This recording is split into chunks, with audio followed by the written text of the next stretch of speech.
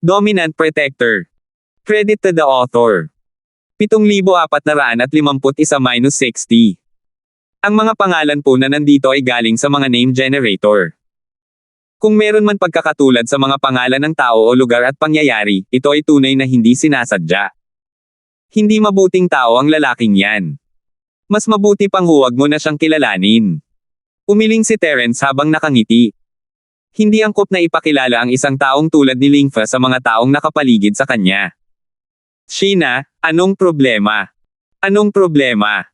Napansin ni Terence ang pagbabago sa ekspresyon ng mukha ni Sheena habang nagsasalita ito, kaya nagtanong siya dahil sa pag-aalala.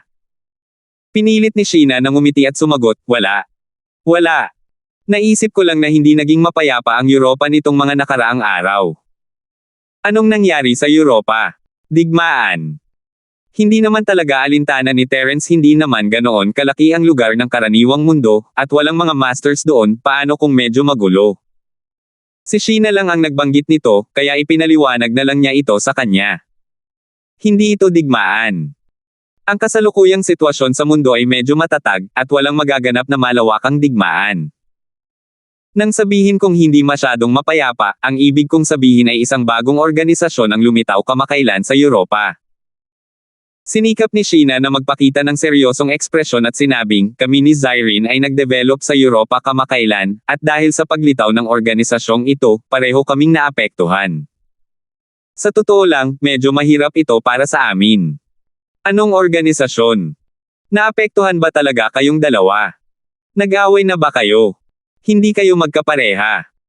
Medyo nagulat si Terence, tiyak na Panginoon ang lakas ni Zyrene at Sheena sa karaniwang mundo, at kung kaya nila silang pahiyain, siguradong malakas ang kalaban. Hindi pa tayo nakikipaglaban, dahil ang organisasyong ito ay mayroon ding mga foundation stage masters, kaya mas mahinahon ang magkabilang panig. Kapag lumaban tayo, tiyak na magdudulot ito ng malaking kaguluhan. Umiling si Sheena. Mga sikat kami ni Zyrene, walang magawa niyang sabi. Hindi angkop na mag-away kami. Natawa si Terence sa sarili niya, sino ba ang pumatay ng mga tao sa pool ngayon lang? Ngayon mo sinasabing hindi naaangkop. Angkop ba na humiga ng nakadilat ang mga mata ng ganito? Saan nagmula ang isang eksperto sa foundation stage sa secular na mundo? Ano ang kanyang pinagmulan? Nasuri mo na ba? Sinuri ko na, pero hindi ako masyadong sigurado sa mga detalye. Pero, mukhang mga tao sila mula sa maliit at sinaunang mundo ng pakikipaglaban. Nakabase lang sila sa Europa at hindi pa nakakarating sa teritoryo natin, kaya wala pang malalaking labanan na naganap. Nagkibit-balikat si Sheena. Nagkakilala lang kami ni Zyrene dahil nagkakaroon kami ng mga bagong kaunlaran sa Europa. Maliit na tunggalian lang yon. Hindi pa ito umaabot sa direktang tunggalian. Nagpadala na kami ng mensahe sa Skyclass Island para hingin ang opinyon mo, pero hindi ko inakalang pupunta ka agad dito. Huwag mong sabihing nandito ka lang para dito. Ngumiti lang si Terence, hindi itinanggi o inamin. Wala siya sa Skyclass Island, at hindi niya matatanggap ang mensahe. Bakit pa siya pupunta rito para dito? Gayunpaman, hindi mahalaga iyon. Dahil nandito sila, kung hindi alam ng mga lalaking iyon kung ano ang makabubuti para sa kanila, aalagaan na lang niya sila. Para lamang silang mga tauhan ng foundation stage, asura sa paningin ni Terence. Kaya niya silang alagaan ng madali. Tutal, hindi naman ito ang sub-island, at ang essence spirit ni Terence ay nakabawi na sa bagong soul stage. Hindi mahalaga kung wala siyang katawan, magagamit pa rin niya ang mga skill at chi sa kanyang spirit form. Ang pakikitungo sa isang foundation stage minion ay parang isang matanda na nang-aapi sa isang bata. Walang pagmamadali sa bagay na ito. Aayusin natin ito kapag may oras tayo. Kababalik lang ni Terence sa karaniwang mundo, at lalong lumalakas ang kanyang pagnanais na umuwi. Matagal na akong wala, kaya gusto kong bumalik at tingnan ito. Gusto mo bang sumama sa akin? Hiningi ni Terence ang opinyon ni Sheena bilang paggalang. Gustong-gusto na niyang umuwi kaya hindi na siya makapaghintay na lumipad pabalik sa villa. Terence, dahil nasa Europa ka na, bakit gusto mo pa ring bumalik? Bakit hindi na lang tayo bumalik pagkatapos nating maayos ang bagay na iyon sa organisasyong iyon? Walang dapat madaliin. Biglang kinabahan si Sheena at hinayla si Terence para pag-usapan ang organisasyon, sa tingin ko hindi maaaring ipagpaliban ang bagay na ito. Kung hindi, madali itong magdulot ng gulo sa hinaharap. Sheena, masyado kang nag-iisip. Isa lamang silang grupo ng maliliit na karakter na hindi maaaring ilagay sa entablado. Ano pa nga ba ang may dudulot ng isang mahabang gabi para sa mas maraming pangarap? Wala silang pakialam kay Terence. Ngumiti siya at inalo sila, sa Europa lang naman sila nangangahas manggulo. Maaari natin silang alagaan anumang oras. Hindi mo kailangang magmadali. Mula sa pananaw ni Terence, parang may grupo ng mga langgam sa kalye sa labas ng bahay niya, at wala siyang pakialam kung makapatay siya ng ilan sa mga ito, pero isantabi na lang niya ang kanyang negosyo sa bahay at tatakbo papunta sa mga langgam sa kalye. Malaking bagay iyon. Paano tayo hindi magmamadali? May konsyerto kami ni Zyrene sa Europa sa susunod na buwan, at ipinakalat na ng organisasyong ito na kung hindi natin sila bibigyan ng higit sa 60% ng kita, sisirain nila ang konsyerto natin. Natatakot si Sheena na baka hindi siya sapat na mahalaga, kaya lagi niyang isinasali si Zyrene sa usapan nila. Isipin mo, kung may malaking mangyayari sa konsyerto natin, masisira ang reputasyon namin ni Zyrene sa Europa. Marami pa namang oras para sa konsyerto sa susunod na buwan. Hindi problema na pag-usapan yan pagdating ng panahon.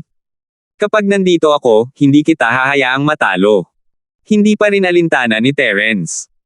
Ang pera sa mundo ng mga ordinaryong tao ay isa lamang numero, ano ang kahulugan nito? Isa pa, hindi naisip ni Terence na interesante para kina Zyrene at Sheena na maging mga bituin. Kung gusto nila, pwede naman silang magbiro.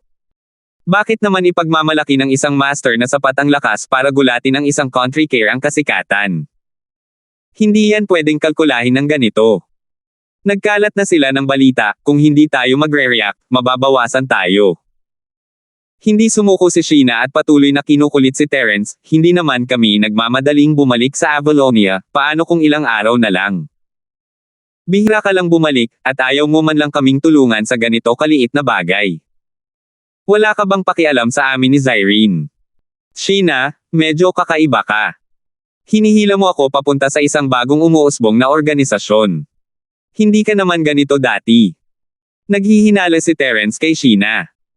Matagal na rin naman itong prangka, at wala nang dahilan para patuloy niya itong guluhin kahit nanilinaw na nito na gusto na nitong umuwi. May nangyari ba sa bahay? Kaya mo ako pinipigilang bumalik. Nanigas ang mukha ni Sheena, pero agad niyang pinilit na ngumiti at sinabing, anong kalokohan ang pinagsasabi mo? Ano kayang nangyari sa bahay? Kung ayaw mo kaming tulungan, kalimutan mo na lang yan. Matalim na nakatitig si Terence kay Sheena, halatang ramdam ang kaba at pagkukunwari nito. May nangyari ba talaga sa bahay? Nag-aalab ang puso ni Terence sa kaba, at gusto niyang mag-teleport pabalik para makita kung ano ang nangyayari. Ayos lang kung ayaw mong sabihin, babalik ako agad. Gusto mo bang sumama sa amin? Seryoso ang ekspresyon ni Terence habang tumatayo.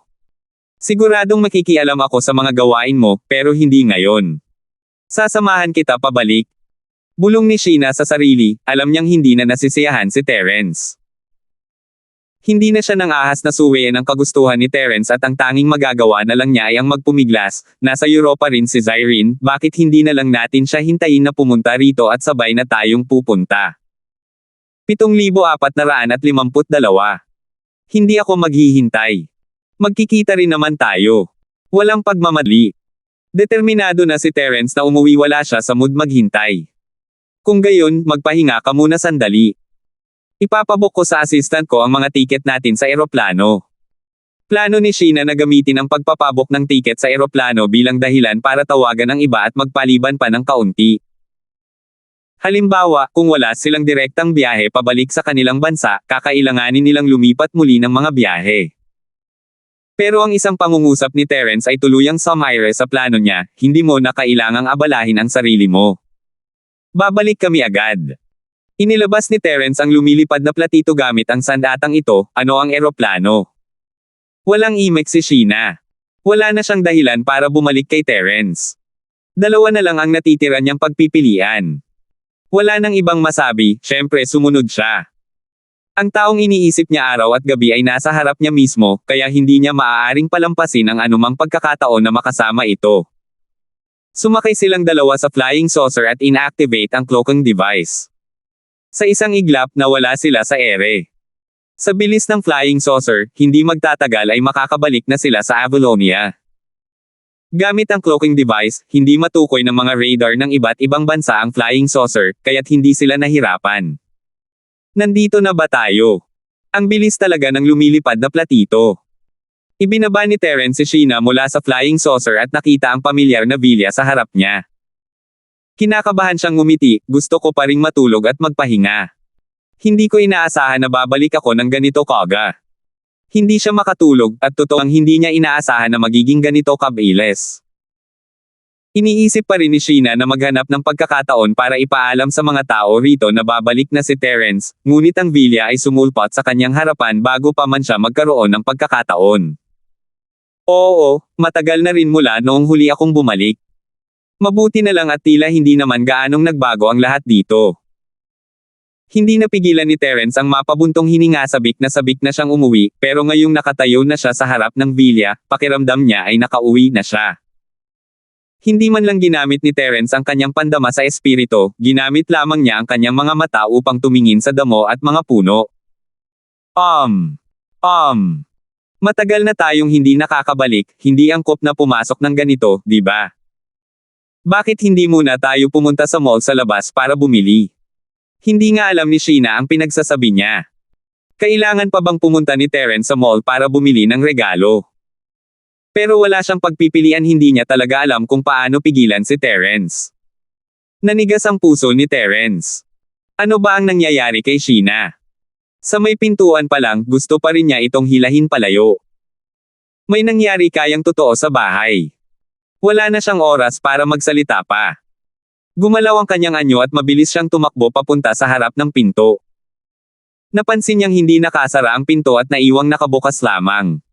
Lalong kinabahan si Terence. Itinulak niya ang pinto at nakita niyang medyo marami ang tao sa sala. Nakahinga siya ng maluwag. Boss Terence. Nakaupo si Jacob sa sofa na nakaharap sa pinto, at napatalon siya sa gulat at tuwa nang makita si Terence. Pagkatapos, ang mga mata ng lahat ay nabaling sa pinto, at ang dating kalmadong kapaligiran sa bulwagan ay biglang sumabog. Talaga naman boss. Boss Terence. Terence. Sabi niya. Kuya Terence. Masayang sinalubong ng mga tao si Terence habang mabilis nila itong sinalubong. Ngumiti at tumango si Terence, habang nakahinga ng maluwag. Nandito na ang lahat, kaya parang walang nangyari. Nagulat si Sheena sa kakaibang kilos niya. Jacob. Fatty Boy. Brian. Nandito rin ang Little Seven. Binati ni Terence ang lahat, at si Kitty ay kasinggan ng balahibo, tumalon sa katawan ni Terence at kumapit dito na parang koala. Kuya Terence. Sobrang namiss ka na ni Little Seven, hindi ka na bumalik para makita si Little Seven pagkalipas ng mahabang panahon. Wala namang pakialam si Kitty sa iniisip ng iba tungkol sa kanya, hindi niya naman bibitawan si Terence. Little Seven, matanda ka na, bakit parang bata ka pa rin umaarte? Bumalik na ang kuya mo. Mapagmahal na hinaplos ni Terence ang ulo niya, ayaw niya itong palayasin, kaya ngumiti siya nang may paghingi ng tawad sa iba. Siyempre, wala silang pakialam na iintindihan nilang lahat ang iniisip ni Kitty. Habang karga si Kitty, patuloy na binati ni Terence ang iba sina Jelay, Julian, Han Xiaopo, Yudek, at iba pa. Hindi sila pumunta sa sinaunang mundo ng pakikipaglaban, at karamihan sa mga tao sa secular na mundo ay nandito. Anong ginagawa ng lahat dito? Alam mo bang babalik ako ngayon, kaya nandito ka para salubungin ako. Naihanda mo na ba ang malaking isda at karne? Masaya si Terence nakita ang napakaraming matandang kaibigan. Ngumiti siya, nagtataka ako kung bakit ako pinatagal ni Sheena sa pagbabalik. Kaya nga sorpresahin ako. Si Sheena, na pumasok sa likuran ni Terence, ay bumati sa lahat ng may kakaibang tango at inosenteng ekspresyon. Matagal na rin mula noong huli silang nagkita. Bagamat nagulat siya, nabigla rin siya. Pagkatapos magsalita ni Terence, napansin niyang natahimik ang lahat, nakayuko ang kanilang mga ulo at kumikislap ang kanilang mga mata, hindi nang ahas na tumingin sa kanya. Maging si Kitty, na nakayakap kay Terence na parang koala, ay natigilan pabaya siyang kumawala sa yakap ni Terence at tumayo ng maayos. Ha. Tama si Kuya Wanzi. Bihira ka lang bumalik, kaya siguradong may malaking isda at karne tayo. Hindi pwedeng kulang ang masarap na alak at masarap na pagkain. Aalis na ako at maghahanda na. Tumawa ng alanganin si Kitty at tumalikod para tumakbo pero hinayla siya pabalik ni Terence. Little Seven, anong nangyari? Anong nangyayari? Anong problema ninyo? Nagsimulang maging balisa muli ang puso ni Terence. Makakahanap pa rin siya ng dahilan para kay Sheena, pero ngayon, 2, 3, at 4 na sila ang may kakaibang kinikilos. Kakaiba sana kung hindi sila kakaiba. Walang nangahas na tumingin kay Terence, nakatingin lamang sa kaliwa't kanan, ginagamit ang kanilang mga mata para senadoryasan ang ibang magsalita, ngunit wala ni isa sa kanila ang nagsalita. Mababaliw na sana si Terence, alam niyang may nangyari sa pamamagitan pa lang ng pagtingin niya sa kanila. Pero bakit hindi siya nagsalita ng may nangyari? Ano ba ang itinatago? Sa sandaling ito, may narinig na tunog ng pagpipindot ng mga gulong ng kotse sa preno sa labas ng villa. Pagkatapos, may sumugod papasok sa villa. Bago siya pumasok, sumigaw siya, wala pa ring balita tungkol sa hipag na si Cheryl ngayon. Mag-isip ka naman ng ibang paraan. Ang tagal na, kaya talaga. Bago pa siya matapos magsalita, nakita na ng taong sumugod si Terence at natigilan, Boss Terence. Sabi niya. Lumingon si Terence sa lalaki, namumula ang mga mata. Darwin. Anong sinabi mo? Anong problema kay Cheryl? Alam niyang may mangyayari, pero hindi niya inaasahan na si Cheryl pala iyon. Noon lang naalala ni Terence na gamitin ang kanyang spirit sense para tingnan ang mga taong walang malay. Josephine, Yasi, Carla, Trixie, Francine, Little Nine. Wala si Cheryl. Parang tinamaan ng kidlat si Terence na lumampas sa kanyang limitasyon. Natunog ang kanyang mga tainga. 7,453. Cheryl. Nawala. Anong nangyayari? Pakiramdam ni Terence ay ginagamit niya ang lahat ng kanyang lakas para sumigaw ng sumigaw, ngunit nang makarating ito sa kanyang mga tainga, parang napakalayo nito, at hindi niya ito marinig ng malinaw. Nasaan si Cheryl? Saan nagpunta si Cheryl? Nagkatinginan ang lahat, alam nilang hindi na nila ito maitatago pa. Walang ibang magawa si Jacob kundi harapin si Terence. Boss, kumalma ka at makinig ka sa akin. Nagising ng mag-isa ang hipag na si Cheryl. Sabi ni Jacob habang pinagmamasdan ang ekspresyon ni Terence. Binilisan niya ang kanyang paglalakad. Pero pagkagising niya, umalis siya para hanapin ka. Masakit pa rin ang ulo ni Terence. Nagising si Cheryl ng mag-isa. Isa ba itong himala? Pero bakit ba niya ito hinanap?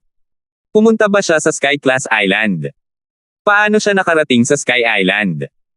Tuwang-tuwa si Terence sa biglaang paggising ni Cheryl, ngunit kasabay nito, nag-aalala rin siya para sa kaligtasan nito. Pakiramdam niya ay sisubog na siya. Sige, Jacob, saan kaya ako hinanap ni Cheryl? Boss, kailangan mong maghintay. Hindi magawang sabihin ni Jacob ang totoo kay Terence, sinubukan niya itong aliwin ng walang magawa. Hipag na si Cheryl. Pumasok sa wormhole. Nanginig ng malakas ang katawan ni Terence, at muntik nang gumuho ang kanyang essence spirit body. Ang pinakakinatatakutang hula ay natupad na nga. May katuturan naman hindi pa bukas ang tunnel ng Sky Class Island, at tanging mga wormhole lang ang makakakonekta sa mundo ng mga mortal. Kung gusto ni Cheryl na pumunta sa Sky Class Island para hanapin si Terence, kailangan niyang dumaan sa mga wormhole. Pero hindi yun daan para lockerin ng mga tao. Mabubuhay pa kaya si Cheryl pagkatapos makapasok? Kung sapat ang lakas ng kanyang essence spirit, maaaring kaya niyang iwanan ang kanyang katawan sa wormhole at makatakas ng buo ang kanyang essence. Pero ang problema, gaano kalakas si Cheryl? Kapag nakapasok na siya sa wormhole, malamang na magiging abo ang kanyang katawan at essence spirit. Nanghina ang katawan ni Terence, at bumagsak siya sa lupa, ang buong katawan niya ay nababalot ng walang katapusang kalkutan. Hindi dapat basta-basta lumuha ang isang lalaki, pero wala nang lakas si Terence para umiyak. Tila nalubog sa kadiliman ang buong mundo niya, at tanging lungkot na lang ang natitira. Boss, huwag kang masyadong malungkot. Baka hindi maayos ang kalagayan ng hipag na si Cheryl, hindi lang natin siya mahanap. Sabi ni Jacob habang nakaluhod sa tabi ni Terence. Pinagpala ng langit si hipag na si Cheryl. Marahil ay nasa Sky Class Island na siya, pero hindi ka pa niya nahahanap, boss. Oo, oo. Huwag kang mag-alala, hindi ganoon kadaling mapapahamak si Cheryl. Masyadong malaki ang Tianjie Island, at normal lang na hindi mo siya nakita noon. Tutal, hindi mo naman alam na hinanap ka niya. Lumuhad din si Jelay sa tabi ni Terence. Hindi naman masamang balita ang walang balita. Kapag nakabalik ka na, pwede mo siyang hanapin. Baka mahanap mo na siya. Kuya Terence, sa tingin ko rin ay magiging maayos din si Cheryl. Nabalitaan ko na napakalaki ng Sky Class Island, ayos lang kung hindi natin siya mahanap ngayon. Mahahanap din natin siya balang araw. Niyakap ni Kitty si Terence mula sa likuran at bumulong sa tainga nito, nabalitaan kung hindi pa ito natatagpuan ng ilan sa mga sumama sa iyo malinaw na kung gaano kalaki ang Sky Class Island. Magdahan-dahan ka lang, huwag magmadali. Isa-isang lumapit ang iba kay Terence upang aliwin siya, ngunit ang kanilang mga salita ay parang mga malalangit na tinig mula sa malayo, hindi sila marinig ni Terence. Ang alam lang ni Terence ay napunta si Cheryl sa wormhole, at dahil sa lakas niya, wala nang paraan para mabuhay siya. Lubog sa matinding panghihinayang si Terence. Si Cheryl. Nakapasok lang sa wormhole dahil sa kanya. Bakit? Bakit hindi na lang siya bumalik ng mas maaga? Kung nakilala niya sana si Cheryl pagkagising nito, sana ay maayos na ang lahat. Sige, tumigil na kayong lahat sa pagsasalita. Pumikit si Terence at itinaas ang kanyang kamay, hudyat na tumahimik ang lahat. Alam kong lahat ay nagsikap. Pasensya na. Patawarin mo ako sa aking pagiging matigas ang ulo at hayaan mo akong mapag-isa ng ilang sandali. Dahil doon, tumayo si Terence mula sa pagkakahiga at nanginginig na lumabas ng villa, iniwan ang bahay na puno ng mga nag-aalalang tao. Kuya Wanzi, saan ka pupunta? Humakbang si Kitty paarap sa kanya, gusto niya itong samahan. Little Seven, dito ka lang at mag-isip ng paraan para mahanap si Cheryl kasama ang lahat. Ayos lang ako, hayaan mo lang akong makahinga ng maluwag. Hindi lumingon si Terence, bagkus ay mahinang ikinumpas ang kanyang kamay at sa isang iglap ay nawala. Pagkaalis ng villa, si Terence ay naglakad-lakad na parang isang nawawalang espiritu, walang malay na pumupunta sa iba't ibang lugar. Nang sa wakas ay tumigil na siya, napagtanto niyang nasa dati na siyang bahay sa Songshan.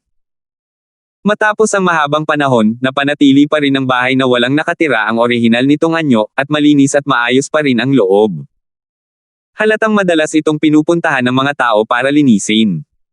Dahan daw ang naglakad si Terence, at ang malayong nakaraan ay naging malinaw na parang kahapon lang nangyari. Noong una silang nagkita, hindi talaga siya gusto ni Cheryl, pero hindi niya alam kung kailan nagsimula, pero unti-unting naging mainit ang loob ng dalawa.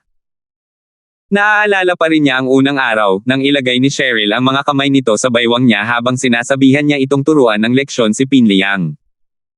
Naaalala pa rin niya ang bawat isa sa mga ekspresyon at maliliit na galaw nito. At ang mangkok ng chicken soup noodles. At ang juice para sa indirect kiss. Hindi mapigil ang mapangiti ni Terence habang inaalala ang maliliit na bagay na naisip niya noon, at ngayon ay nakaramdam siya ng init at kalmado. Naglakad si Terence papunta sa TV at naalala ang gabing iyon habang nanunood siya ng satellite TV at nahuli siya ni Yasi. Ang naguguluhang mukha ni Cheryl. Dapat ba niya itong tawaging tanga o cute? Tumingin siya sa bakuran mula sa salamin, at parang nakita niya sina Cheryl at Yasi na naglalaro sa kani-kanilang mga kotse, at pagkatapos ay ginagamit ang water gun para protektahan ang babae, na nagpapamukha sa kanya na magulo. Naalala niya na hindi magkasundo sina Binibini at Josephine noong mga panahong iyon, at silang dalawa ay nagkaroon ng komprontasyon. Nagsimulang lumipad ang mga iniisip ni Terence, simula sa bahay na ito habang nililingon niya ang kanyang mga alaala.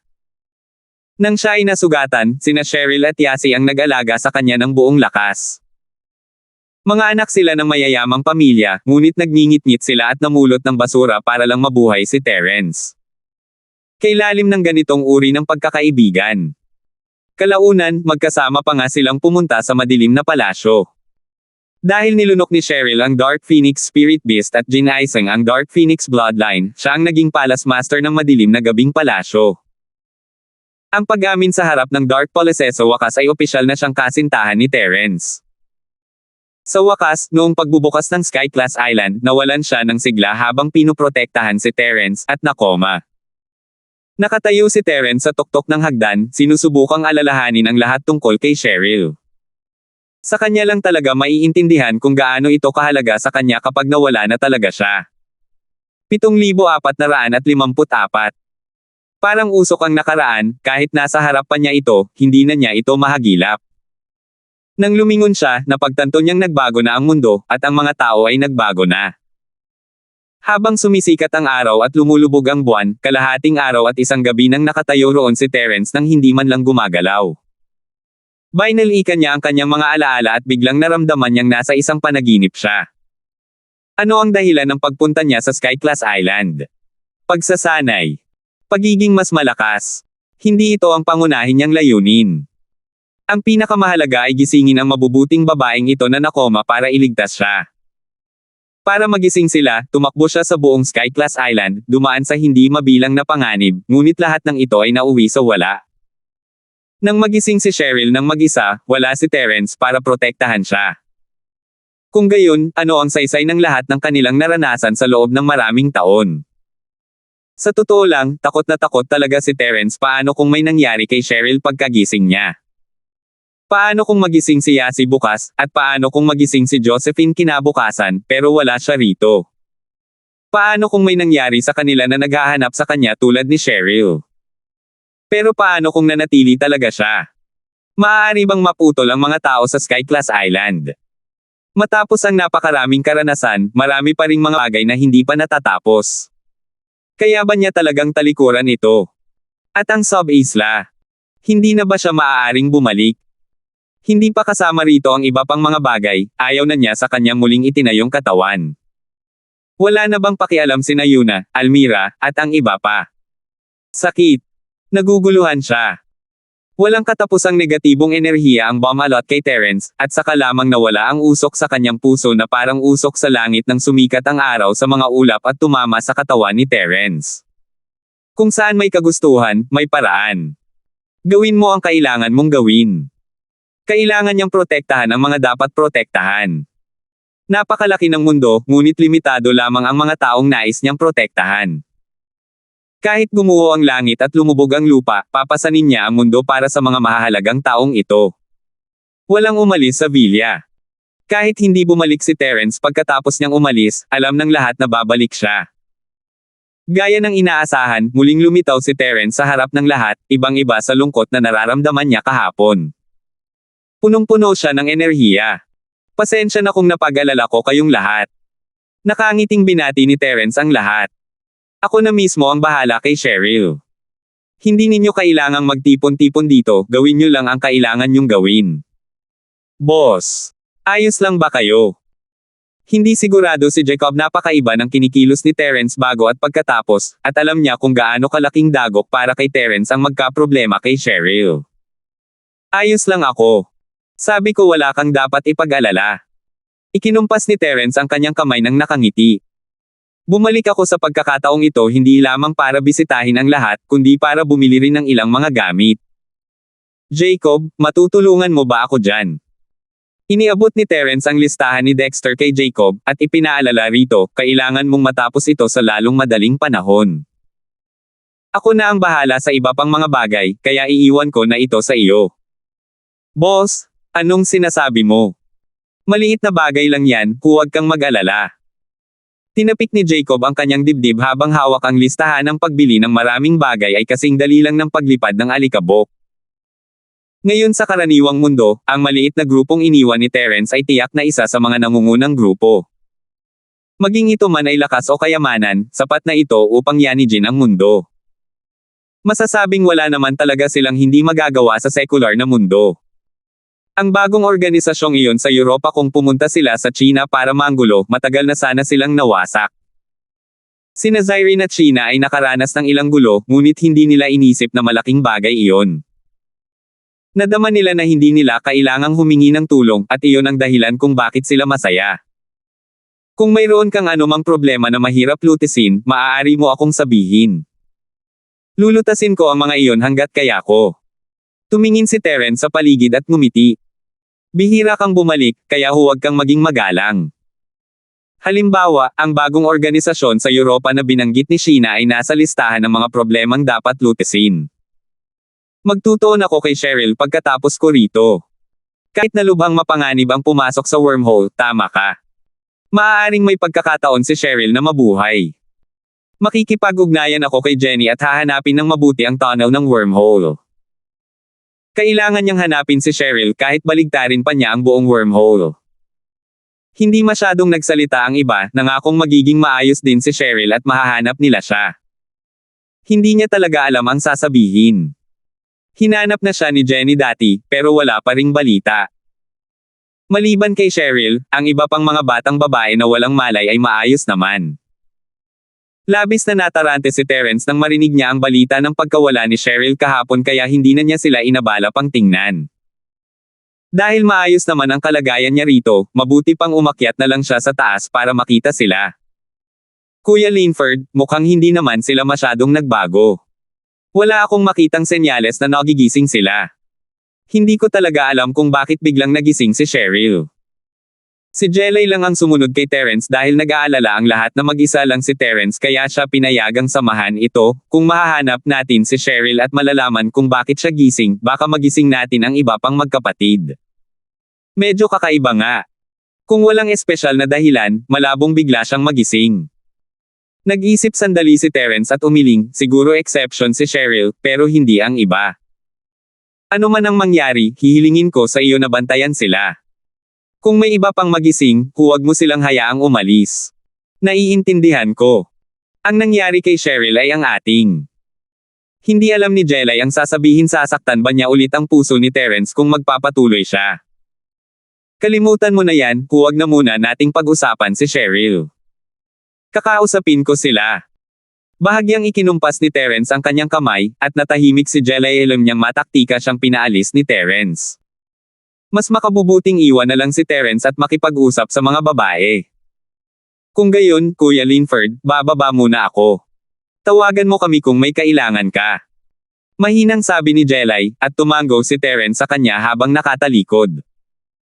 Hindi niya maiwasang makaramdam ng awa para dito habang tahimik siyang bumaba. Nanatili si Terence sa tabi ng lahat ng ilang sandali, mahinahong nagsalita sa kanila, at lumipas ang oras nang hindi niya namamalayan. Hindi bumaba si Terence hanggang gabi, at si Zyrene ay kasama niya sa sala. Kuya Linford. Nakita ni Zyrene si Terence na pababa at mabilis na lumapit dito, ang tagal nating hindi nagkita, kumusta ka na?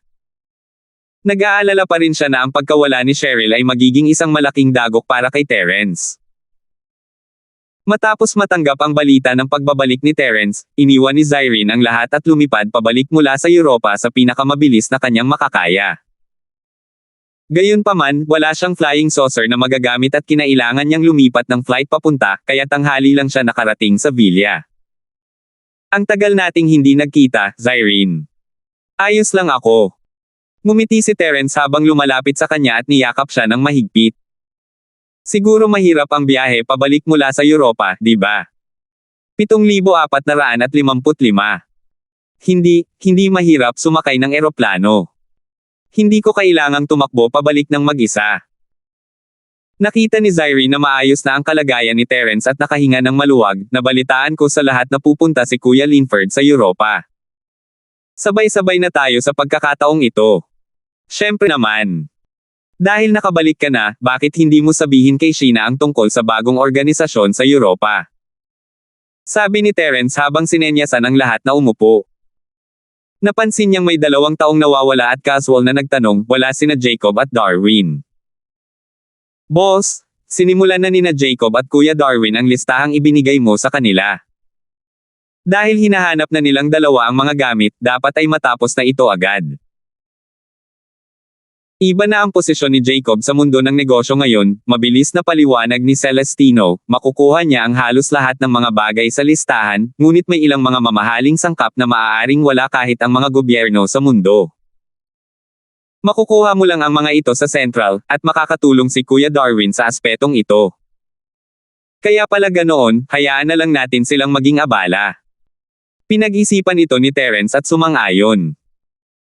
Ipinadala ang kapatid na si Darwin sa Central bilang direktor matapos niyang pirmahan ang kasunduang pangkapayapaan sa Central.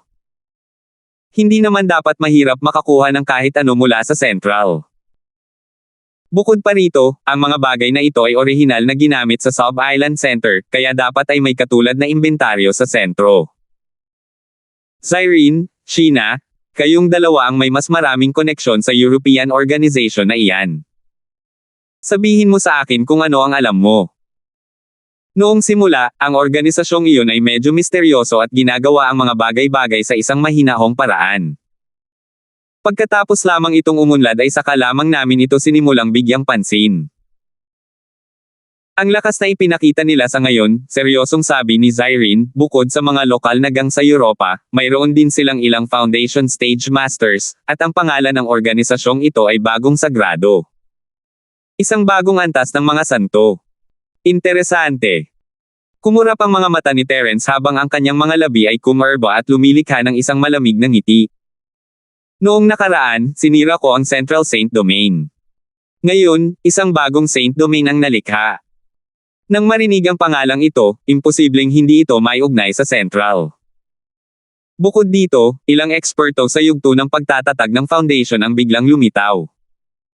Sa sekular na mundo, malamang walang ibang organisasyon na may ganitong kakayahang maliban sa Central. Tila hindi naging matagumpay ang nakaraang lihim na pagsakop sa mga sentral na puwersa ng sekular na mundo. Gaano man karaming mga base ang nawasak, hanggat hindi naaalis ang mga ugat, tiyak na tatubo muli ang mga ito sa simoy ng hangin ng tagsibol. Iyon din ang naisip namin. Gayunpaman, ang mga nagtatanim ng pundasyon na inilantad ng bagong santuwaryo sa Europa ay pawang hindi pamilyar. Wala silang mga miyembro mula sa dating sentral. Tumulong din si Brother Darwin na tingnan ang impormasyon ng mga taong iyon, patuloy ni Sheena. Sinabi niya na wala silang mga kilalang miyembro ng sentral. Normal lang yan.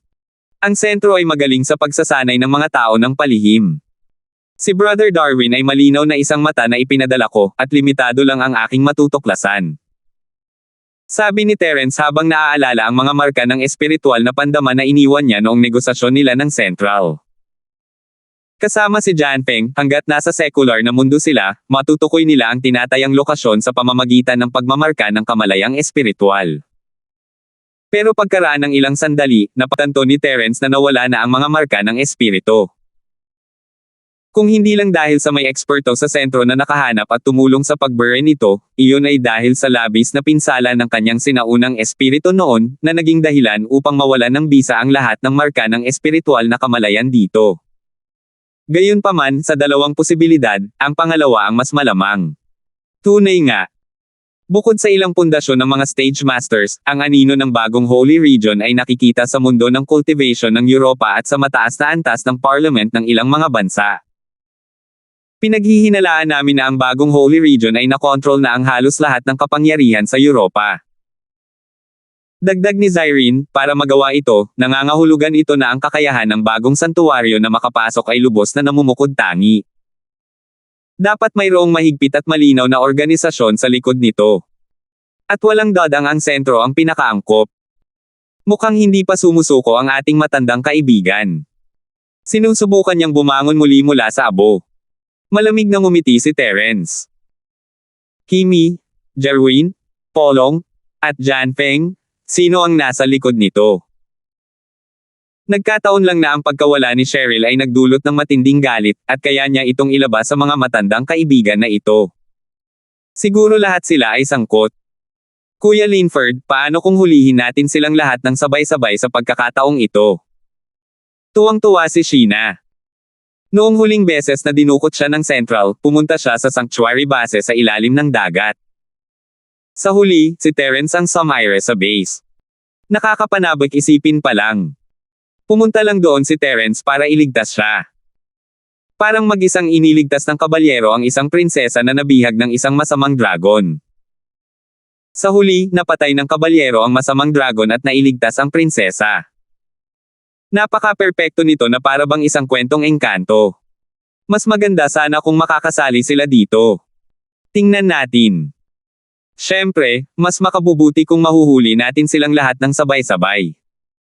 Ngumiti si Terence nang walang emosyon bago nagtanong, nasaan na si Dustine ngayon? Nakabalik ka na ba sa sekta ng Berdeng Ulap?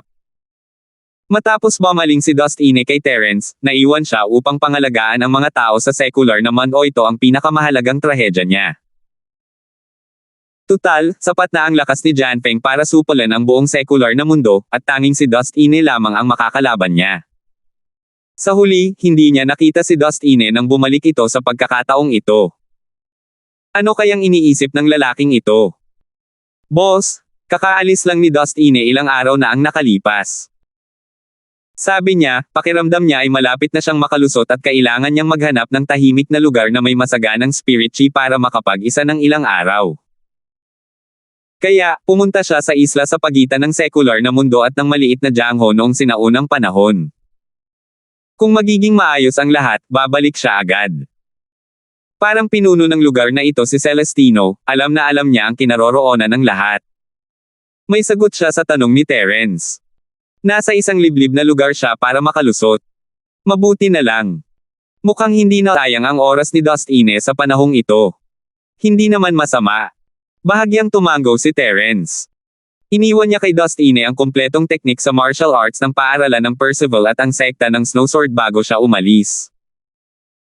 Kung tungkol naman sa mga mapagkukunan ng paglilinang, dahil binabantayan ni kapatid na Darwin ang daanan ng wormhole na konektado sa Sky-class Island, tiyak na hindi mawawala ang bahagi ni Dustine.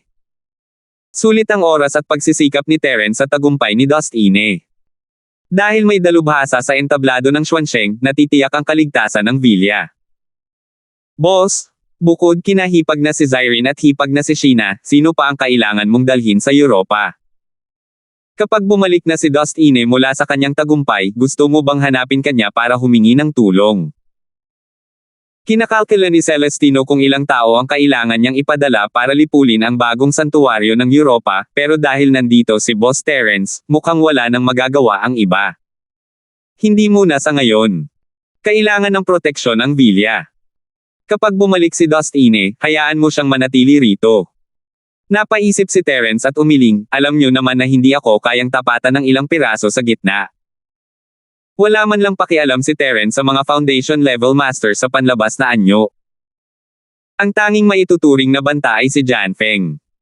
7,456. Bagamat hindi pa lubusang gumagaling ang mga pinsala ni Terence at tanging lakas lamang ng isang orihinal na leveled cultivator ang kaya niyang gamitin, hindi ito ang sub-isla. Walang sugpo sa spirit sense at purong enerhiya, kaya may kakayahan si Terence na lumaban ng higit sa kanyang antas. Tunay ngang mas malakas si Janfeng kaysa kay Terence, ngunit ang maliit na pagkakaibang ito ay hindi sapat upang magdulot ng banta kay Terence. Kaya hindi inisip ni Terence na ang paglalakbay sa Europa ay magiging ganoon kahirap. Si Boss Terence ay kasing lakas pa rin ng dati. Kung ganoon nga, handa kami rito anumang oras. Kung kailangan naming tapusin ang operasyon, boss, pakisabihan po kami anumang oras. Isang mapang-akit na ngiti ang sumilay sa matambok na mukha ni Celestino habang kumikindat kay Terence. Boss, alam mo naman na ako ang pinakamagaling magyabang pagkatapos talunin ng boss ang kalaban. Hindi mapigil ang mapangiti ni Terence. Alam niyang sinusubukan lang siyang pasayahin ni Fatty Boy. Naantig siya, at pambihirang init ang makausap at makatawa kasama ang isang matandang kaibigan. Sige, sige, sige. Bibigyan kita ng pagkakataong magpasikat, Fatty Boy. Bilisan mo at umorder ka ng ilang set ng mga damit na pangkoket para makasali ka ng bongga. Nagbiro si Terence kay Celestino bago binago ang usapan, malamang ay kinontak mo na ang Sky-class Island tungkol sa Cheryl, di ba? May nakita ka ba sa panig ni Jenny? Muling tumahimik ang balwaga ng mga salita ni Terence ay nagbalik ng atensyon kay Cheryl. Tila hindi basta-basta bibitaw si Boss Terence. Sinubukan nilang kontakin ang Sky-class Island, pero sabi ng asawa ni Jenny ay wala siyang nakitang kahit ano, mapait ng ngiti ni Celestino. Inaasahan na ito ni Terence, ngunit medyo nalulungkot pa rin siya. Naalala niya na noong huli niyang nakita si Jenny, naramdaman niyang medyo kakaiba ito. Noong panahong iyon. Malamang alam na niya ang tungkol sa pagkawala ni Cheryl, tama ba? Sinadya ba niya itong itago para hindi siya mag-alala? Naiintindihan ko. Pero kailangan ko pa ring makausap si Jenny ng personal tungkol sa bagay na ito. Nag-isip sandali si Terence, habang tinatapik ang mga daliri sa braso ng sofa. Ang bagong santuwaryo sa Europa ay hindi pa nagpapakita ng anumang agarang banta. Cyrene, Sheena, hintayin ninyo akong dalawa rito, o maaari kayong bumalik muna sa Europa. Pupunta ako sa daanan ng wormhole para tingnan. Kuya Linford, hindi ba't sinabi mong magtutuon ka sa wormhole at kay Cheryl pagkatapos natin dito? Balisa si Sheena at hindi niya maiwasang tumutol, pumunta muna tayo sa Europa at ayusin ang bagong santuwaryo, ha? Dahil maaaring suportahan ng sentral ang bagong santuwaryo, hindi dapat malutas ni Terence ang problema sa loob ng 2 o 3 araw kung pupunta siya sa Europa. Maaaring makagawa siya ng bagong progreso sa kaso ni Cheryl sa panahong ito. Kahit walang bagong mangyayari, ang oras na ito para sa pag-iingat ay magbibigay daan kay Terence upang kumalma at hindi gumawa ng anumang padalos-dalos tulad ng pagpasok sa wormhole. Ito ang dahilan kung bakit gustong-gusto ni Sheena na tumutol kung pupunta si Terence sa wormhole ngayon, baka makapasok lang siya sa tunnel, at halata naman ang panganib. Walang pagmamadali sa bagong organisasyon ng santuwaryo. Hindi naman magiging problema kahit mahuli tayo ng 1 o 2 araw. May mga bagay lang na kailangang asikasuhin si Darwin doon. Pupunta ako roon para tingnan. Pupunta ako sa Europa sa lalong madaling panahon. Naisip ni Terence na medyo magiging abala ang central area at hindi ito malilinas ng mabilis, kaya kinausap niya muna si Jenny. Makakatipid ito ng oras kung magtutulungan sila, kaya nagbago ang isip niya. Dahil siya na ang nagdesisyon, hindi nagagana ang iba pang payo. Matapos magbigay ng ilan pang mga tagubilin, mag-isang nagtungo si Terence sa wormhole. Sina Cyrene at Sheena, sa kabilang banda, ay sumakay ng eroplano patungong Europa, hinintay si Terence. Lumipad ang lumilipad na platito ng buong bilis at hindi nagtagal ay nakarating sa wormhole ng mundo ng mga mortal. Dito, kontrolado ni kapatid na Darwin ang mahigit kalahati ng kapangyarihan. Dahil dumating si Bartolo upang tumulong sa paglilinis ng lugar, ang sentral na kapangyarihan ay dumanas ng matinding dagok. Ngunit bago pa tuluyang malipol ang mga puwersa ng Central sa Common World, hindi sila tuluyang mabaliwala ng wormhole. Tutal, may bagong kasunduang pangkapayapaan si Terence sa Central sa Skyclass Island, at hindi na siya maaaring lumayo pa. Boss Terence, anong ginagawa mo rito? Sila ba ang mga materyales na nasa listahan? Ako na ang bahala dyan, hindi mo kailangang pumunta rito ng personal. Alam ni Brother Darwin na dumating na si Terence kaya dali-daling tumakbo palabas para salubungin ito, kukunin ko lahat ng kailangan ng boss ko sa loob ng 2 araw. Nagsikap ka. Darwin, sigurado akong magiging panatag ako kung ikaw ang bahala sa bagay na ito, kaya hindi ako pumunta rito para sa bagay na ito. Itinabi ni Terence ang flying saucer at ngumiti sa kapatid na si Darwin, gusto ko lang tingnan ang wormhole para malaman kung may mga palatandaan tungkol kay Cheryl. Boss, hindi mo naman iniisip na pumasok sa tunnel ng wormhole, di ba? Napatalon sa gulat ang kapatid na si Darwin. Siya at ang iba pa ay nag-aalala na baka mapunta si Terence sa wormhole. Masyadong mapanganib doon, at sino ang nakakaalam kung ano ang maaaring mangyari. Oo, mayroon akong ideyang iyan. Hindi ito itinanggi ni Terence at tumango, huwag kang mag-alala, isa na akong primordial spirit ngayon, at ang wormhole tunnel ay hindi naman masyadong mapanganib para sa isang primordial spirit. Ginamit ni Jenny ang wormhole tunnel para makabalik sa Heaven Island, at madalas na pabalik-balik si Bartolo sa wormhole tunnel. Kilala mo naman siya, di ba? Kilala ko si Bartolo. Pero narinig ko sa kanya na ang tunnel ng wormhole ay puno ng panganib. Hindi ka pani-pani walang mapanganib. Dumaan din siya sa napakaraming panganib at muntik nang mamatay bago pa man siya nakalusot sa wormhole. May pag-aalala sa mukha ni Brother Darwin, ngunit mariin niyang iniling ang kanyang ulo. Boss, hindi ako sang-ayon na sumugal ka. Kontakin mo ang Skyclass Island at hilingin kay hipag na si Jenny na ayusin ang pagpunta ni Bartolo at paggalugad, ha? Nakakatawa at nakakainis naman ito para kay Terence, alam niyang pinalalaki ng lokong iyon ang mga bagay-bagay sa harap ng kapatid na Darwin, na para bang isa siyang malaking tao. Siyempre, tiyak na may mga panganib sa daanan ng wormhole. Maaaring hindi ito ligtas para sa sinaunang espiritu, ngunit tiyak na hindi ito kasing eksaherado ng sinabi ni Bartolo. Huwag mong pakinggan ang pagyayabang ni Bartolo. Alam ko kung ano ang wormhole, kaya huwag kang mag-alala. Hindi maipaliwanag ni Terence kay Darwin dahil hindi rin naman niya maiintindihan. Tinapik niya ang balikat nito at sinabing, Darwin, hindi mo naman siguro iniisip na hindi ko kayang gawin ang kaya ni Bartolo, di ba? Siyempre hindi.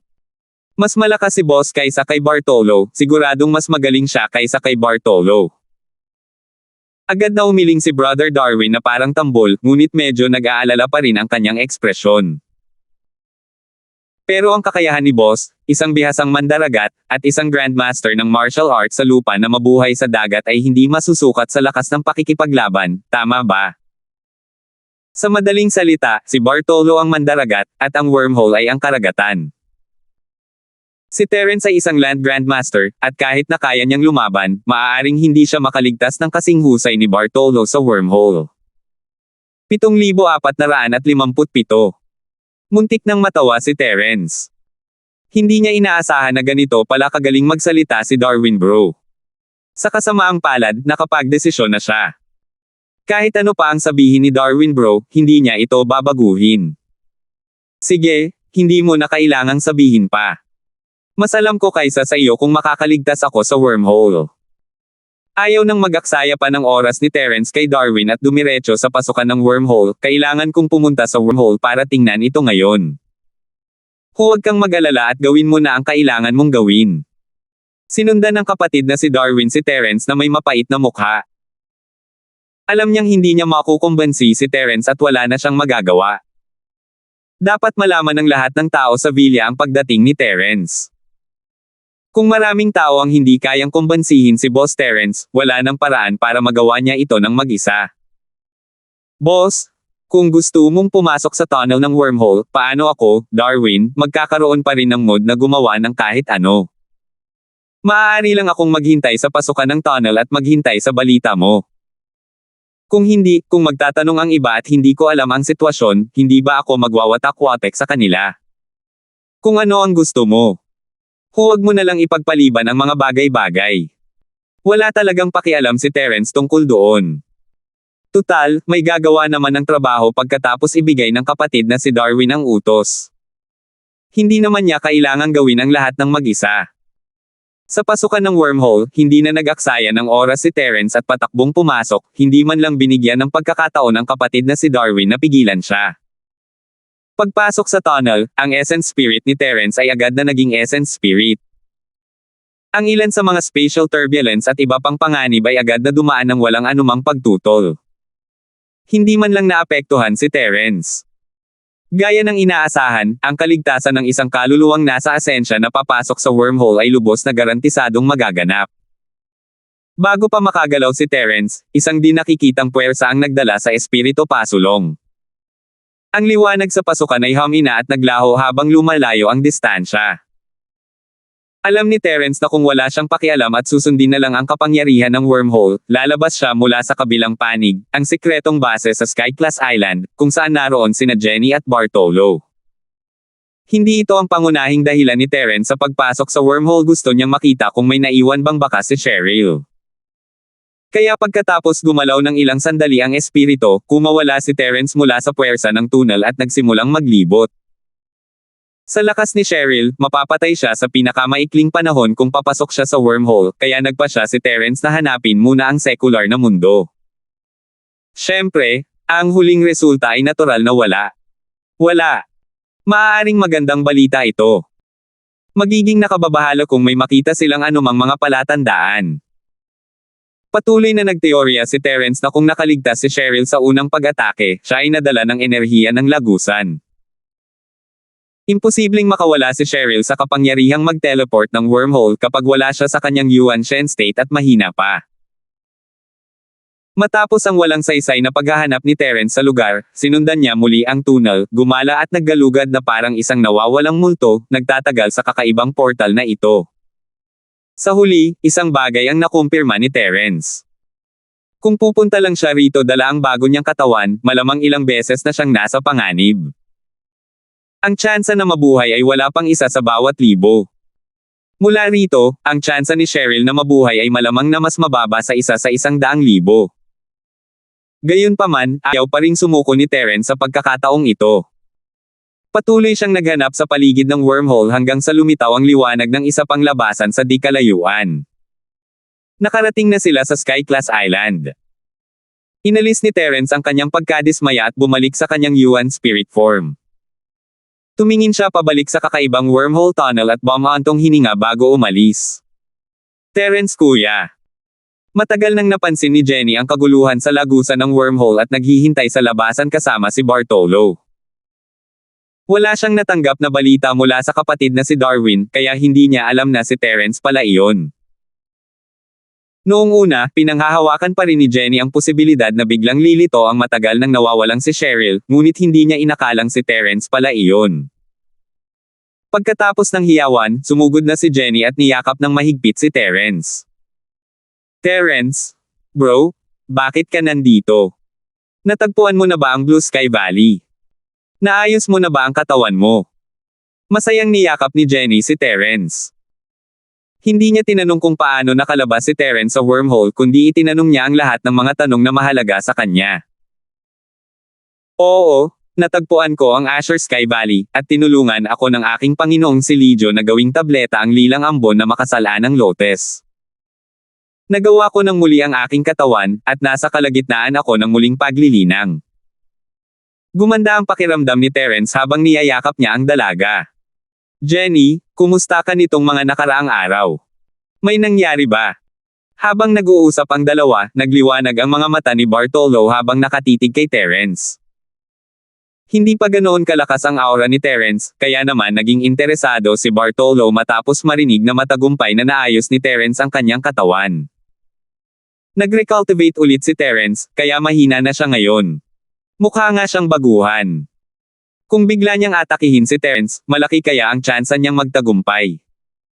Baliw na binabalangkas ni Bartolo ang plano niya para sa pag-aari ng nilalang. Kung makapasok lang siya sa katawan ni Terence, kahit may mga restriction pa si Jenny, hindi niya ito gagamitin, di ba? May pagkakataon talaga. P*K. Teka. Tuso talaga ang munting kaluluwa ni Terence. Paano niya nabubunyag ang isang kapintasan? Sinabi mo ba sa akin ang mahahalagang impormasyon tungkol sa muling paglilinang para maakit ako sa iyong patibong? Ang batang ito ang pinakamasama. Hindi kaya wala kang dahilan para patayin ako, kaya naghukay ka ng butas at gusto mo akong tumalon. Ang sama talaga niya. Sa tingin mo ba maloloko ako? Isa akong henyo, matalino, at makapangyarihan. Bakit pa ako mabibigo sa masamang balak mo, ikaw na munting kaluluwa? Tumigil ka na sa pangangarap. Gusto mong angkinin kita. Ayoko.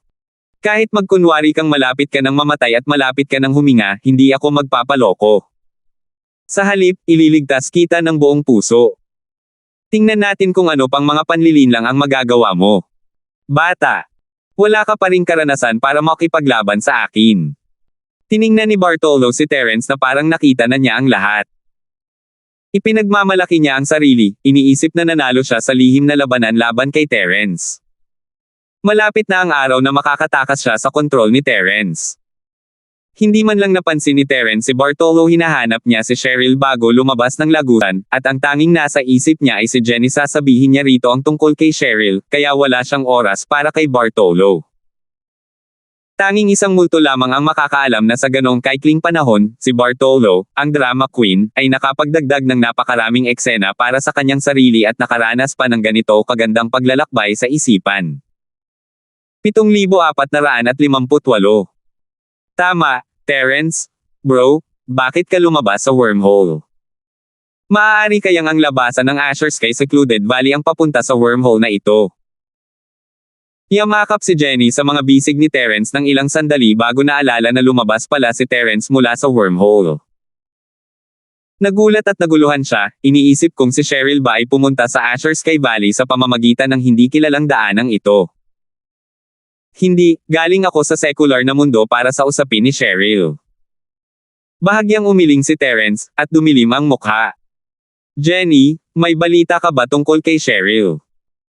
Si Bartolo, na nagyayabang, ay nagulat, naalala ang eksena nang lumabas si Terence mula sa wormhole.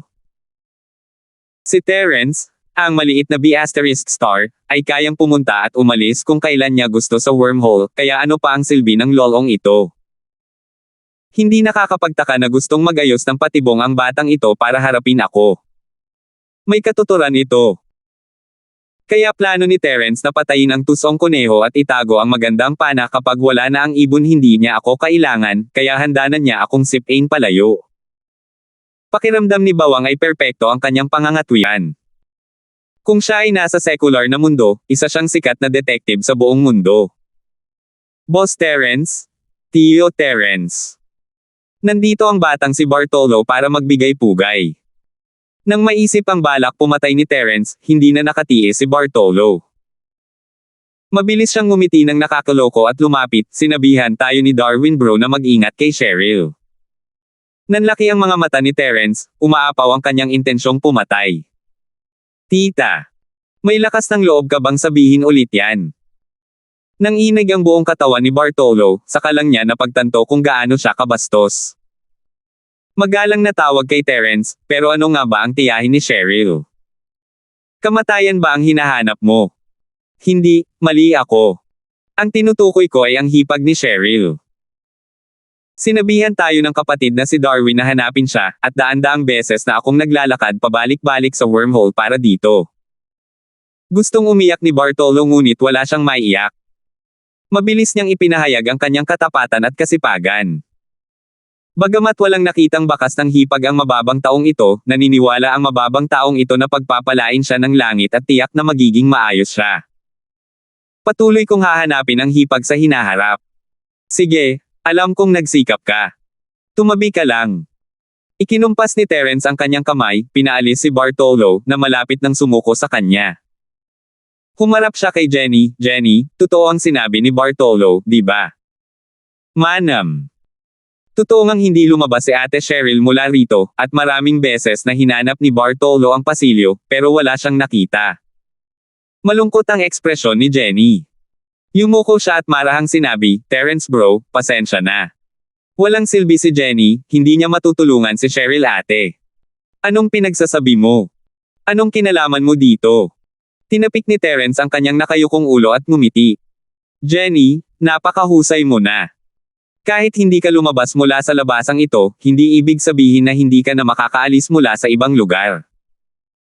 Naaalala ko na sinabi mo na noong gumagala ka sa pasilyo, nakakita ka ng maraming maliliit na puwang, at ang mga puwang na ito ay napaka hindi matatag. Tama.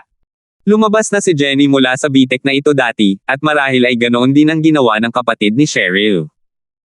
Kaya nga wala kaming nakitang anumang palatandaan sa wormhole. Agad na natuwa si Jenny. Pumalakpak siya at sinabing, kung ganoon nga, baka nakaalis na sa wormhole ang kapatid ni Cheryl, nasa mundo ng mga mortal, o nasa Sky Class Island. Hindi niya lang tayo makontak sa kung anong dahilan. Sa puntong ito, hindi napigilan ni Jenny na umikot at mamulong, malayong hindi na siya makabalik sa karaniwang mundo. Malaki na ang reputasyon at impluwensya ng ating mga tao roon. Hanggat hindi nawawala ang alaala ng kapatid ni Cheryl, makakahanap siya ng paraan para kontakin ang ating mga tao sa sandaling lumitaw siya. Ang tanging posibilidad ay nasa Sky Class Island na siya. Malawak at walang katapusan ang mga isla ng Sky Class, at kahit saang isla lumitaw ang kapatid na Cheryl, hindi niya tayo makokontak ng ilang panahon. Sikat ang kapatid na Terence sa lahat ng isla, pero hindi alam ng kapatid na Cheryl kung sino ang maaaring makipag-ugnayan sa kanya o sa atin, kaya hindi siya maaaring humingi ng tulong. Napangiti ng mapait si Terence sa sarili. Alam niyang may kaunting pag-asa si Jenny, at gusto niya itong palawakin ng 10 beses, 100 beses, o kahit 1,000 beses, para maramdaman niyang may pagkakataon pa ring mabuhay si Cheryl. Sa katunayan, ang posibilidad na ito ay wala kahit isa sa 100,000 gaya ng tinansya ni Terence, at isa lamang itong pangarap. Terence? Bro? Sa tingin ko ay isa itong bagong direksyon, kaya kailangan nating hanapin ang mga hindi matatag na puwang na ito sa wormhole at alamin ang kanilang labasan. Biglang natigilan si Jenny.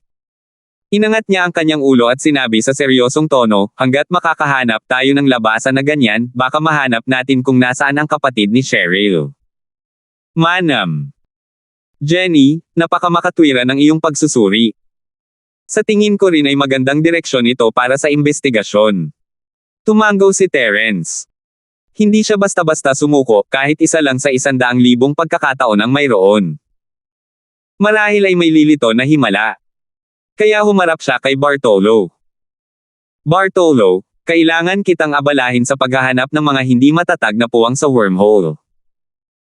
Kapag may nahanap ka na, lumabas ka agad at kumpirmahin ang lokasyon at bumalik para mag-ulat. Hanggat makukumpirma niya na ang pagbubukas ay sa Skyclass Island, hindi magiging mahirap para sa kanya na mahanap si Cheryl sa kasalukuyan niyang katayuan. Bukod sa mundo ng mga spirit beast sa katimugang isla, napakadali lang makahanap ng isang tao sa iba pang malalaking isla. Kung hindi lang dahil sa kinang Skyclass Island, ang paghahanap ng walang tiyak na lugar ay parang paghahanap ng karayom sa dayami. Sayang lang ang tauhan, at malamang ay pumunta na si Terence sa malalaking isla para humingi ng tulong. Basta't mayroon siyang pangkalahatang target area, mas madaling makahanap ng mga tao. Tutal, ang pagtulong ay pagtulong, at mayroon silang kanya-kanyang mga gawain. Hindi sila maaaring maghanap ng walang tigil taon-taon ng walang anumang reklamo. Sige. Boss Terence, huwag kang mag-alala, iwanan mo na ako nito, Bartolo. Ako ang makakahanap ng tamang tao, at hindi kita bibiguin. Pangako kong tatapusin ko ang misyon. Tuwang-tuwa si Bartolo, na para bang binigyan siya ni Terence ng isang mahalagang misyon. Hehe, Terence, kailangan mo pa rin akong umasa siguro dahil sa katapatan ko ang dahilan kung bakit iniisip ng batang ito na may silbi pa rin ako. Kung ipapadala nila ako para gawin ang ganito kalaking trabaho, hindi na nila dapat ipagpatuloy ang pananakit sa buhay ko. Sa ngayon, garantisado na ang kaligtasan ko. Buti na lang at matalino ako. Hindi ganoon kadali para sa isang batang walang hiya na lokohin ako. Sa pamamagitan lang ng pagpapakitang gilas, maaari ka ng malinlang. Terence, bro, nasa mundo ba ng mga mortal ang katawan mo? Gusto ko talagang bumalik sa mundo ng mga ordinaryong tao at makita ang bago mong katawan, Terence, bro. Hinintay ni Jenny na matapos ni Terence ang pagbibigay ng misyon kay Bartolo bago bumalik sa usapan. Kung ikukumpara sa dati, hindi pa ba sanay ang katawan mo dito? 7,459. Hindi ko ginawa. Ang bagong katawan ay mas perpekto kaysa sa orihinal, at mas mainam na linangin ito at magkaroon ng mas malaking potensyal sa hinaharap. Hindi mo kailangang mag-alala. Makikita mo rin ito balang araw. Sa totoo lang, kung pag-uusapan ng hitsura, wala itong pinagkaiba sa dati. Pareho lang ito ng kasalukuyan kung sinaunang espiritu.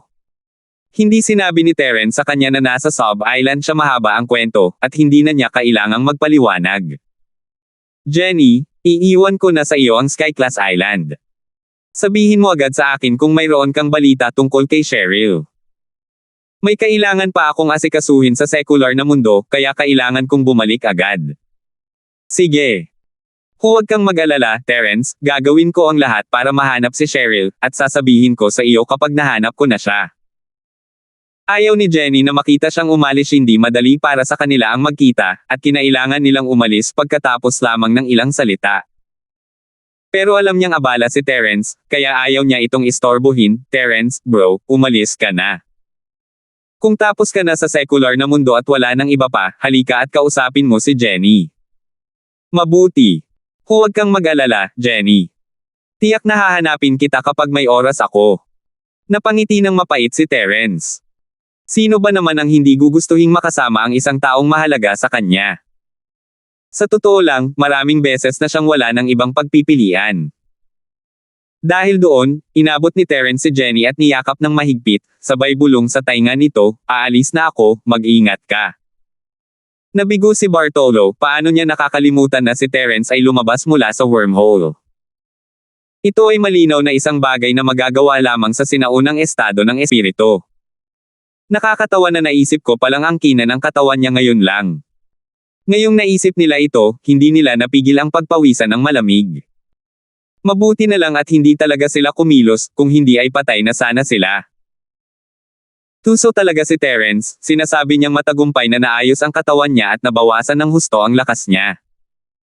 Halatang gusto niyang isipin ni Terence na kaya niyang kumilos kapag may pagkakataon. At ang mga kahihinatnan.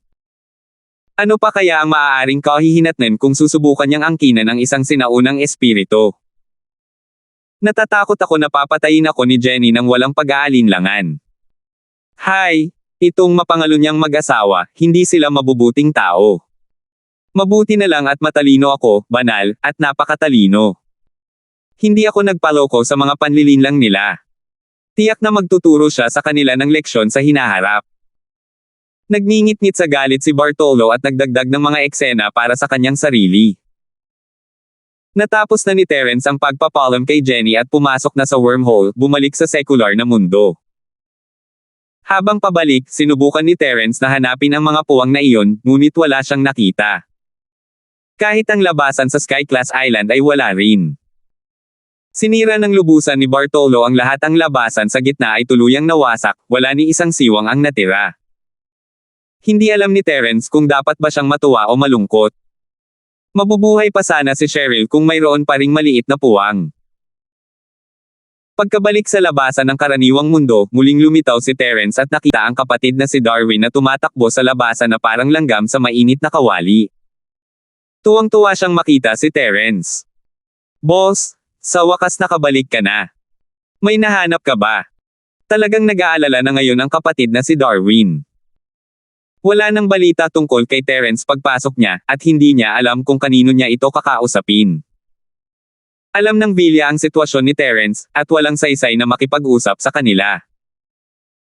Nag-aalala silang lahat, at hindi nang ahas ang kapatid na si Darwin na magpadala ng mensahe kay Jenny.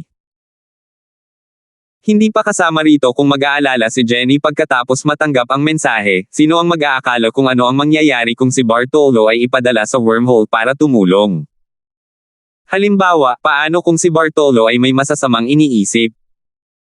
O paano kung ang wormhole ay hindi kayang tumanggap ng dalawang kaluluwa ng asensya ng sabay at hayaang magsama ang dalawang kaluluwa ng asensya? Sa anumang kaso, habang nag-aalala si Kuya Darwin, napakaraming balangkas ang naisip niya sa kanyang isipan.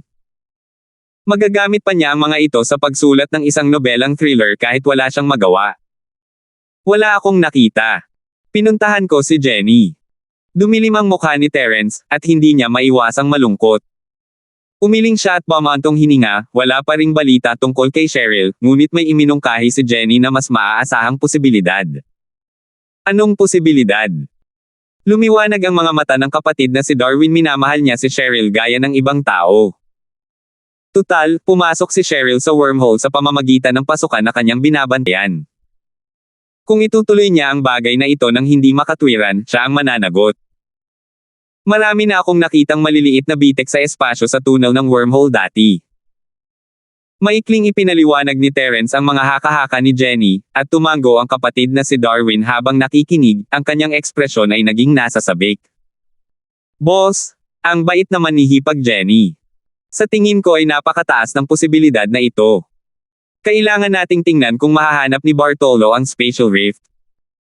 Nagningas ang pag-asa sa puso ni Kuya Darwin, at hiniling niya na sana ay maipadala rin niya ang kanyang sinaunang espiritu palabas ng kanyang katawan upang galugarin ang wormhole at alamin kung saan matatagpuan ang mga puwang.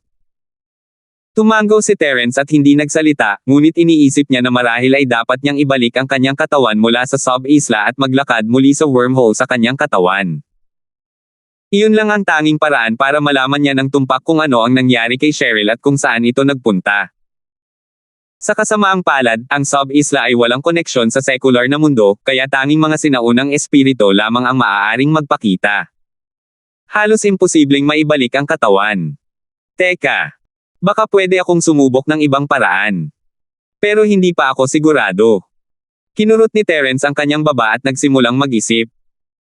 Gayunpaman, bago iyon, kinailangan pa rin niyang samantalahin ang sitwasyon sa sekular na mundo kung saan walang pagsugpo sa espiritual na pandama at tunay na chi upang subukang ayusin ang kanyang sinaunang espiritu. Boss Terence. Nakita ng kapatid ni Darwin na walang reaksyon si Terence at natulala. Nag-aalala siya at naisip na isa itong uri ng side effect ng pagpasok sa wormhole. Hindi niya maiwasang ikumpas ang kanyang kamay sa harap ni Terence. Anong problema? Binawi ni Terence ang kanyang iniisip at tumingin sa kapatid na si Darwin. Nasaan ka ba kanina? Kumaibat ang sulok ng bibig ni Kuya Darwin. Naisip niya, saan ko nga ba nasabi iyon? Parang hindi ko rin matindaan. Wala lang yon. Naisip ko lang na baka nakapag-ayos ka na para kay Bartolo sa Skyclass Island, boss. Dapat ba tayong gumawa ng paraan para matulungan sila? Nagawa ni Brother Darwin na ibalik ang kanyang isipan at sa wakas ay nakahanap ng angkop na paksa. Boss, yung spatial rift na nabanggit mo lang ngayon, dahil mayroon din tayo nito dito, tingnan natin ang buong mundo. Siguro ang hipag na si Cheryl ay nasugatan at pansamantalang nawala ng memorya, kaya nananatili siya sa isang maliit na lugar. May katuturan ang sinabi mo. Bahagyang tumango si Terence. Bagamat nahulaan ni Jenny na mababa ang posibilidad na lumitaw si Cheryl sa karaniwang mundo, hindi naman imposible. Makipag-ugnayan kina Jacob at Fatty Boy at sabihin sa kanila na mag-ayos ng pandaigdigang pabuya para sa kinaroroonan ni Cheryl. Mag-ingat na huwag ibunyag ang ating mga pagkakakilanlan at hayaan ang mga taong walang kaugnayan ang mamahala sa bagay na ito. Ang panimulang punto ay sa ibang bansa. Sa ganitong paraan, kung mapapansin tayo, iisipin lamang nila na may isang tagalabas na naghahanap kay Cheryl, at hindi nila tayo agad paghihinalaan. Simple lang ang inaalala ni Terence kung sakaling malaman ito ng Central, baka magdulot ito ng hindi kanais-nais na gulo. Kailangan lang niyang maglagay ng pabuya sa taong kamukha ni Cheryl, at hindi na niya kailangang ipahayag ang pangalan. 7,460 po.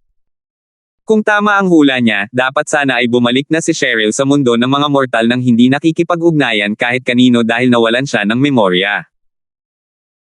Ang nakausap ni Cheryl ay isa ring normal na tao mula sa ibang bansa upang pigilan ang mga pangalang tulad nina Jacob at Celestino sa pag-udyok sa Central. Sa madaling salita, hanggat hindi nakikialam ang Central, ligtas si Cheryl. Opo, boss, ako na ang bahala sa mga susunod na mangyayari. Mabilis na kumilos si Brother Darwin at agad na tinawagan sina Jacob at Celestino. Pumayag lang si Terence na gawin ito sa Common World dahil maliit lang ang lugar na iyon, at walang malalakas na practitioner doon, kaya mas madali itong kontrolin.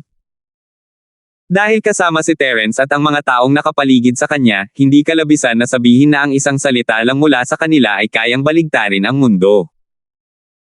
Pagkalipas ng 2 minuto, tinapos na ng kapatid na si Darwin ang tawag at nagulat kay Terence, "Boss, naayos na ang lahat. Magbibigay kami ng $100 milyong para sa kinaroroonan ng hipag na si Cheryl. Magsisimula kami sa Europa at Hilagang Amerika ng sabay, at pagkatapos ay dahan-daang ikakalat ito sa Asya. Espesipikong nakasaad sa gantimpala na dapat panatilihing buhay ang hipag. Hanggat makapagbibigay ka ng impormasyon, gagantimpalaan ka. Kahit mapatunayang hindi ikaw ang target, ngunit halos kapareho mo ang target, gagantimpalaan ka pa rin ng kahit $1 milyong. Tumango si Terence bilang pagsang-ayon. Napakaraming tao sa mundo na kamukha ni Cheryl, at ang pabuya na ito ay madaling makahanap ng daan-daan o libu-libong tao na kamukha ni Cheryl. Ang pekeng gantimpala ay maaaring higit pa sa opisyal na pabuya. Pero hindi mahalaga pera mula sa secular na mundo ang huling bagay na kailangan ni Terence ngayon. Lalo na't $1 o $200 milyon, kahit bilyon-bilyon o kahit $1 trilyon pa, basta't mahanap niya si Cheryl, wala lang iyon. Gayunpaman, ang pagtataas ng gantimpala sa antas na iyon ay makakaakit ng mga mersenaryo mula sa buong mundo. Hindi ito makakabuti para sa kaligtasan ni Cheryl, at ang kasalukuyang gantimpala ay ang pinakamakatwirang saklaw. Hindi naman masama. Huwag mong kalimutang subaybayan ang bagay na ito. Kung may balita, ipaalam mo lang sa akin anumang oras. Napansin ni Terence ang pag-aatubili ni Darwin pagkatapos niyang matapos, ano pa bang hindi mo sinasabi? Ilabas mo na lang. Boss, ganito kasi habang nasa tawag, may sinabi sa akin si Fatty Boy, pero hindi ko alam kung dapat ko pa itong pag-usapan. Hindi naman malaking bagay iyon. Napakamot ng ulo si Darwin habang nakangiti, at hindi napigilan ni Terence na sawayin ito. Sabihin mo na lang ang sinabi ko, ano ba ang kalokohan na to? Opo, opo, opo, amo. Mabilis na ngumiti si Brother Darwin nang may paghingi ng tawad at sinabing, masyado lang sigurong maliit ang bagay na ito. Kaya ayaw kitang ma-alarma, boss. Natuklasan ng ating mga especially iyan na 2 eksperto mula sa bagong sagradong zona ang nakapasok na sa mga hangganan ngayon. Sa kasalukuyan, hindi pa alam ang target pero posible na papuntan sila para sa atin. Sa wakas ay naglakas loob na silang pumunta sa ating teritoryo at gumawa ng gulo. Nanlamig ang mga mata ni Terence, hindi pa nga siya nakakarating sa Europa, tapos nagpadala na ng mga tao ang bagong santuwaryo. Nakakatuwa. Anong klaseng eksperto? Kumusta ang lakas niya? Hindi ko maaninag. Nasa yugto pa lang siya ng pagtatatag ng pundasyon. Nagatubili sandali si Brother Darwin bago nagsalita, boss, pupunta ka na ba sa Europa ngayon?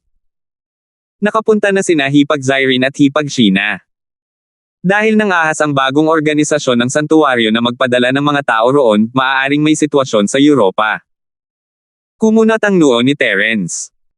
Kinailangan niyang aminin na makatwiran ang mga alalahanin ni Darwin. Kung ang bagong organisasyon ng santuwaryo ay tinarget sina Zyrene at Sheena sa Europa, maaaring may isa pang insidente ng pagdukot sa konsyerto. Sa panahong ito, makikita ang malaking disbentahan ng kawalan ng sapat na mga masters. Kung nakabalik si Dustine, natural na makakapunta si Terence sa Europa nang walang anumang alalahanin.